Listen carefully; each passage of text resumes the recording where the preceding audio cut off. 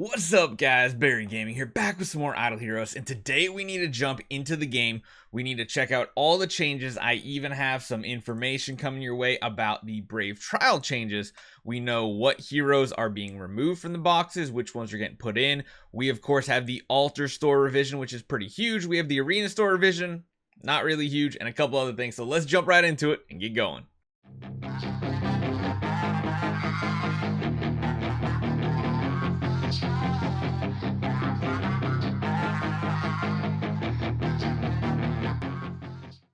So first up, let's talk about Brave Trial, because the chest rewards are going to be different for the level 3 chests here. They didn't really touch level 2 or level 1 chests. Those are all our resources, our hero shards. That stuff stays the same, but you already noticed I got on this account a Sherlock copy right here. That's actually really good, and it's only 60,000. That's even better. So the two different chests you can get, of course, the day mode chest and the night mode chest. So there are some differences. The day mode chests have removed Corpse Demon, Ormus, Berea, Starlight, and Valkyrie, which is pretty good. They've added Gustin, Penny, that's really good. Nakia, no. Garuda, yes. And Olivia, that's decent. Those are decent ones. So that's the day chest. They put a lot more accessible heroes in the day one that used to be in the night chest and lowered their cost as well. In the level 3 night mode, of course, one of them is going to be Sherlock here. They have removed Gustin, Unimax 3000, Penny, Nakia, Garuda, and Olivia. A lot of those went down to the day chest. And then they added Tix, Sherlock, Inosuke, Ignis, Rogan, and Flora. So all those are amazing. Even Flora's not horrible. You might want to build a Flora to put in a residence, and she's decent at some CC occasionally. So, I mean, those are really big changes. Grabbing a Sherlock, I mean, honestly, I'm on my free-to-play account right now. I think we were talking about building another Sherlock, so I think we're buying a Sherlock copy. And it's only 60,000, which is amazing because I can now buy another one maybe in the next one. So these level 3 chest changes are huge. These are all really great heroes to either get you Sealand 20 or help you get Sealand 20. So that is really awesome. Next up, we're going to talk about one that's a little bit lackluster, and that is going to be the Arena Store. So not much has really changed here. Profit orbs are still 200. Branches are still 20 for 10. It looks like every avatar is still 1,000, so they didn't lower that. I imagine, I don't really notice the difference. I feel like they lowered the cost of these a bit, but you should still never really be purchasing these. Every single bit of your arena tokens should be going into either profit orbs or getting these avatars for your Celestial Island, because in case you guys didn't know, Celestial Island, these avatars you can buy from PvP, all these guys down here, they can get added up into more additional points. Man, there's a lot of stuff I've missed. Oh, man. I haven't been super unlucky either, so that's pretty good. I've gotten all the most recent ones. Missed out on some of them, though, and I don't know how. I think I might have just forgot to log in or something. But the Arena Store, not that great of a change. Now, the Soulstone Store, a.k.a. the Altar Store, is actually extremely better. There's good parts about this. There's also bad parts. So as far as the light and dark hero goes, instead of DA and Gurk, I believe, Gurky, we have Asphodel and Aspen. Pretty decent. Aspen's not that bad to pick up. 5,000 is discounted compared to what you normally would spend during an altar event. Should you be buying things outside of altar events? Probably not still, but in case you are in dire straits, if you're building one of these 4 as your first E5, they're all great, or not great. They're all okay options to build as your first E5. They're essentially the same 4 that you can get from the guild shop, so another way to get more copies of Horus, Cthulhu, Penny, Garuda. Not too bad. You can go for them and get more copies, 4,000 apiece. You can refresh for 5,000 still. Not bad. Now, the big difference they did here is they removed... Even for, look at that, even light and dark ones you can buy. That's pretty good. They removed all the random 5 stars that were here and instead put puppets here. So you have 2,400 for light and dark. That's actually not too bad if you need food to build a light and dark hero.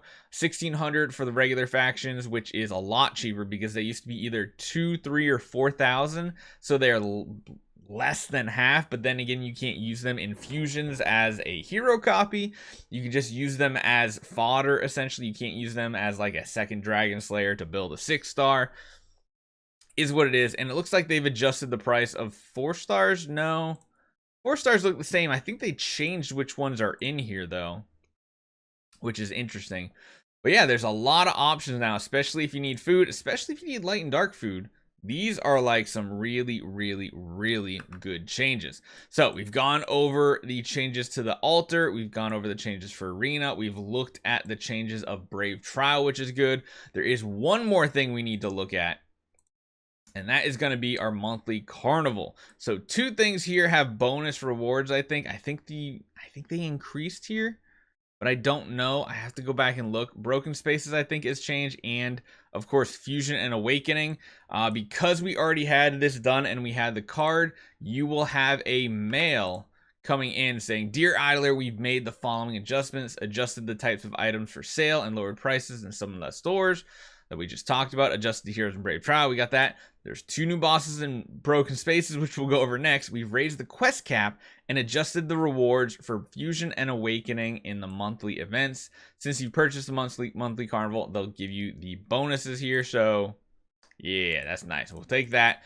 And let's take a look at those fusions. So they have upped the cap, essentially. They've gone from 20 to 55 stars, 8 to 15. So they've essentially more than doubled here, less than doubled here.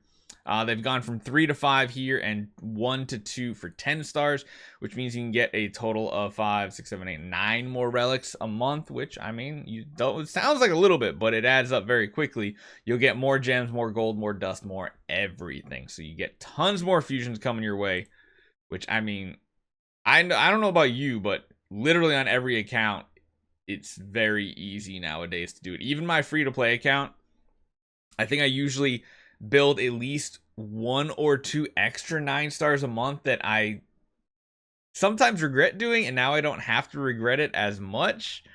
So, I mean, it's give or take. It's not too bad. We also have to look at Broken Spaces. We will definitely be going into this and doing a full clear ourselves, but we might wait for the new hero. I don't know.